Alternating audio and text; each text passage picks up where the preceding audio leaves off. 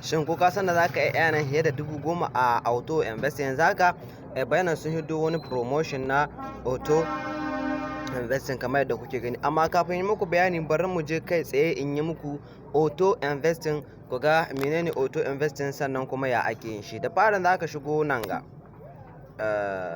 trade, ba ma duka wannan ma ba sai ka yi su ba, kana iya kai kilikin akan wallet. Bayan ka yi kilikin akan wallet ɗinka sai kai scrolling za ka gani inda aka sa n. Idan ka zo nan inda aka sa n kamar yadda kuke gani ga abin da na yi staking nan ga, amma ga abin da nake nan ga samun riba. Na yi staking na $2 amma ga ina samun kusan 18 a kwana biyu. To yanzu me ya rage na yi sai wanga tuni ma na yi staking in shi, amma bari in ƙara shi. Yanzu dai abin da na zo yi ne zan nuna muku menene auto invest. Dan sai mu je kai tsaye zuwa auto invest. Kamar da kuke gani wannan shine auto invest inda aka yi kiliki akan shi. Za ka sa kuɗin ka ije su kuma suna nan ga kama riba. Kuɗin da kake da ba za su yi zaman banza ba. Yanzu kaga sai mu je zuwa auto invest. Kamar da kuke gani ya nuna min sama create a plan. Yanzu zan yi creating plan. Bari zan yi amfani da BTC, zan sa BTC sannan kuma zan sa sai wannan coins ɗin da su zan yi auto invest ina. Kamar da kuke gani gahi na zabo sai da kuma BTC. Yanzu me ya rage min anan sai in sa a amount inda nake so. To ni yanzu ina so in yi da $10. Kun gani na yi shi da $10. Yanzu me ya rage na yi bayan na yi shi da $10?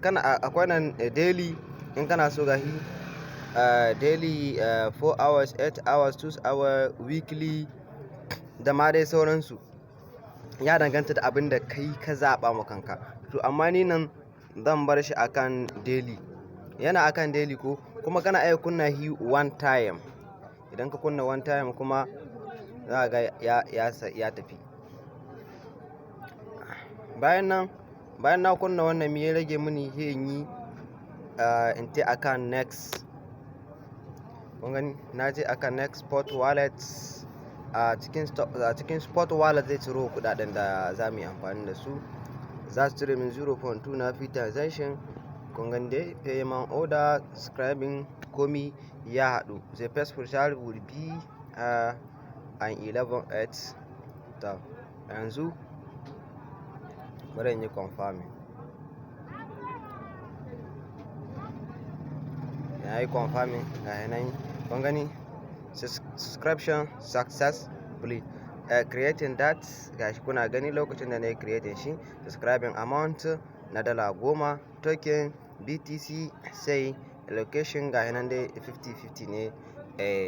Yanzu kun ga idan yayi cycle in yake zan samu $5 a kowane lokaci saboda 50% na ɗauka. Kun ga $10 normal.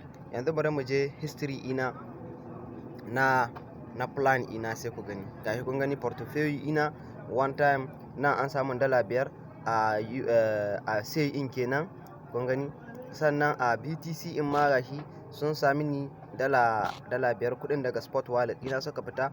To kun gani wannan shi ma gashi nashi yana nan ga tafiya da ma sauransu. Haka ne ake yin staking kuma za ka rinka samun kuɗi. Zan nuna muku yadda ake claiming nashi kuma a bidiyo na gaba. Idan yau ne farkon zuwan ka sai kai mini subscribe da kuma abubuwan da dai suka kamata don mun rinka samun bayanai daga gare ni. Kuma zan nuna muku yadda ake removing na plan. Wannan shine my plan. Yanzu anan my plan zai iya ganin wai totalin nawa ne nake earning akai. Yanzu ga kun ga na sa $12 a investing, auto investing. Sannan kun ga ina cin profit ga nan profit ina ma ya fara. Akwai da nake cin kun ga ina samun plus 3% na USDT da nake ta. To alhamdulillah wannan shine dai ƙarshen wannan bidiyon. Dan kawo muku ci gaban sa a lokaci na gaba insha Allah.